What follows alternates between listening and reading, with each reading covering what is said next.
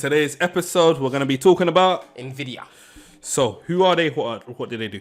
All right, so Nvidia, it's a very long explanation, but I'll just keep it simple. They're mainly known for making GPUs. Yeah, that's graphics processing units. You find them in your high-end gaming PC. You find them in like game. What do you call the thing? Handheld game consoles. Yep, them. You find them in your phone. Yeah, but Nvidia make the ones that go in computers mainly. They do a lot of software. Genuinely just a tech company. Their revenue in 2018 was around 9.71 billion, and in 2022 it rose to 26.9 billion. So you can see the jump. Big Incredible. jump. Net income, which a lot of you want to know, is also incredible as well. That's praise. In 2018 it was 3.05 billion. And in 2022, 9.75 billion. So you can see healthy growth in terms of their net income and their revenue. Yep. Both rising together. Exactly. Yeah. So before we dive into the pros and the cons and our opinions, we just need to let you know that we're not financial advisors. Take everything we say with a pinch of salt, Maggi, paprika, and everything else in the kitchen. All right, let's go. So I'm going to go into the first pro, which is the fact that Nvidia are investing heavily into self-driving tech, right? And they've got very, very strong partners backing them. They've got Jaguar Land Rover. If you don't know what that is, you're under a rock. Somebody's uncle has that car. They definitely know. They definitely know. Uncle has one of those cars. And Mercedes are also behind them as well. I'm sure they've got a few other partners, but these are the main. These are the heavy hitters, the main two. The reason why this is significant is because we are moving towards a driverless future. Whether we like it or not, at some point the cars are going to drive themselves. Whoever wins that race, or whoever wins the race of that technology, is going to be making a lot of money. Do you understand? So obviously they're investing heavily. They want to be first and a leader in that race. So yeah, it's good. It's positive. We'll go into pro number 2. They have arguably the biggest brand when it comes to the GPU market. If you ask any gamer or any tech nerd, which GPU are you trying to buy for your gaming PC, they're going to say an Nvidia one. Or people who are mining. Yeah. Oh, yeah, mining. Yeah. People who are mining. Yeah. They're known in the market. Yeah. They're market leaders. Obviously, for the general market, it's what's it? Intel. Intel have the lion's share of the market. But when it comes to the higher end GPUs, it's Nvidia. What are you saying? Your PC won't be sounding like a jumbo jet. Like when you're playing a PS4, and then just hear the fan. The fan gun. Something's about to take out. About to take off, but it sounds like a Lamborghini engine, but revving. Yeah. No, to be honest, they do the proper stuff, man, when it comes to the GPUs. Okay. And they're known. Big brand. Pro number 3 is the fact that they've got consistent growth and an increase in profitability year on year. That's a big factor in terms of for investors when you're looking at whether or not you should put your money into one company or whether to go over their rivals. You can see, like I said, 9 billion revenue in 2018 to now bringing in 26.9 billion in 2022. That's a big jump, bro. Big jump. You don't need a calculator to almost 3x. Yeah, 3x. Yeah. You don't need a calculator to work out that. That's a massive jump. Yeah, it's a massive jump, man. And net income as well, 3 billion in 2018 to now taking 9.75 billion. 3x again. Crazy. Yeah. Are they going to 3x again in the next 3 years? Let's hope so. Point number 4 is the fact that the company pays dividends, and not everyone pays dividends. That's a big pro. Massive pro. They pay 0.04 per share per quarter, and the reason why I've mentioned that figure, even though it might seem low, the fact that when you look at their dividend yield, which is about 0.085%, I think it is. 0.085. Yep. When you look at that figure, usually companies pay in the region of 2 to 4%. Their dividend yield is between 2 to 4%. Yeah. Because Nvidia's dividend yield is low, and a dividend yield, for anyone who doesn't know, is just the percentage of the stock market price which they pay out in dividends. Yeah. Because it's so low, some people might think, oh, that's a red flag. Yeah. But to me, it doesn't mean it's a red flag. It just means that it's a stable company who are able to afford to pay dividends on a consistent basis, rather than paying you a high percentage of dividends and then not being able to maintain that over several long periods of time. It's like they're almost begging you to buy their stock if the dividend yield is too high. So it's a risk. So massive risk. So and also as well, sometimes like you said, when it's too high, you have to think, is this company profitable? Or do they just want your money? That's it. So those are the 4 pros. We hope they're very clear. And now we're going to go directly into the cons. And I'll start with the first one. The fact that there's currently an ongoing war between obviously Russia and the Ukraine. So my question is, what does that mean for the business? It's a risk. It's a risk to all businesses, to be honest. Especially Nvidia. Supply chain. Supply chain is always going to be a problem. A lot of parts are sourced from around the world. We don't know how this war can affect any part of the supply process. It could hit anywhere. Even oil prices, for example. We've all been hit by Russia. Not even just oil that, anymore. The fact that the company, most of their sales last year, well, not most, a lot of their sales last year came from overseas. So the fact that there's an ongoing war, that could potentially affect shipments of the GPUs around the world, other things around the world too. We don't know how many people in Russia are currently customers of Nvidia, exactly, and now they're probably not able to receive stock exactly as consistently as they would. So it's an issue. That's an issue. So what's con number 2? Inflation could erode or reduce their profit margins. So right now we're seeing record numbers of inflation around the world, and the price of GPUs, you can't just put it up to match inflation. Do you understand? So if you can't increase your prices and the value of the money is going down, then what happens to your profits? Your profits kind of go down as well.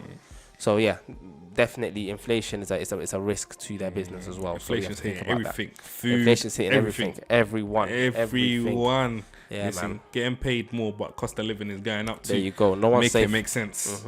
No one's safe. No one is safe. No one is safe, bro. So con number 3 is the fact that they've got stiff competition from the likes of AMD, Amazon, Google. It's affecting from all angles. All angles. It's just kind of peak because some companies like AMD have got strong CEOs. Lisa Su, who's sometimes I see her as 2 steps ahead of the game. Like even when people doubt her, she always manages to pull something out of the back. Amazon with their AWS and the fact that they are a leader in the AI field, which Nvidia is also part trying of. To get into, that's major competition. Same with Google, AI as well. Google Assistant. And you've got that as a competitor.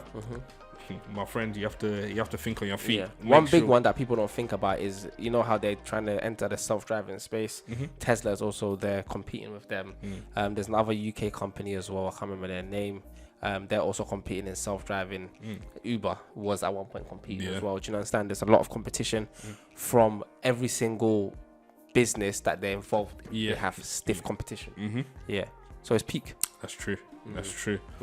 All right, and so that leads me on to con number 4 is the fact that they've got issues with implementing AI at the moment. So in order for them to be ethical, that's right now, that's the buzzword that's going around. Ethical. They need to be able to monitor and report. They need to monitor and report their findings to their stakeholders to prove that they're being ethical. Also, as well, they need to do a lot of research and development. That costs money. That's gonna hit their books, hit their pockets. So, how much time, how much money are they going to spend on R&D, and will they be able to be compliant with government regulations as well? That's also another thing that they need to consider. Yeah, facts. Definitely need to think about that. And thinking in the business world equates to money. Trying to do things the right way. Time is money, bro. To money as well. Time is money. So it's always going to be a big hit on their books. That's trying to do things properly. Con number 5. Investors are concerned about a change in the crypto market With Ethereum moving to a proof of stake this year, it will reduce the number of GPUs needed to mine Ethereum, right? Michael mentioned earlier that crypto mining requires a lot of GPU power.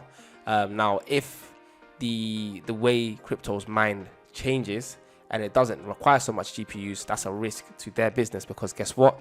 They sell GPUs. So it's going to be a major issue. Do you understand? So they're hoping that crypto maintains the current mining process, which is the problem solving, you know, the computer solves a problem.